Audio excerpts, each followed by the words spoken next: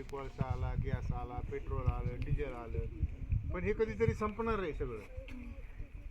जमिनीच्या भूगर्भातलं पोटातलं कधीतरी संपणार आहे. पण काही स्त्रोत ऊर्जेचे असे आहेत की कधीही न संपणार आहेत.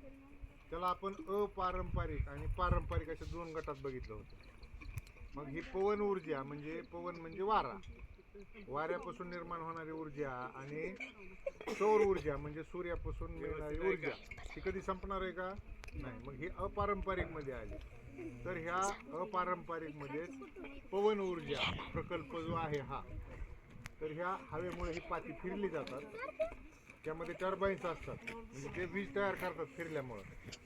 जसं आपल्या मोटरसायकलमध्ये डायनामा असतो वायरचा बघा, किंवा आपल्या घरी जर शेतात जनरेटर असेल तर त्याला इंजिनने फिरवलं जातं. तसं जनरेटर असतं याच्यात, ते फिरतं कशामुळं? वाऱ्यामुळे. मग त्याला कुठलं काय डिझेल पेट्रोल काय लागतंय का? नाही, वाऱ्यामुळे फिरतंय.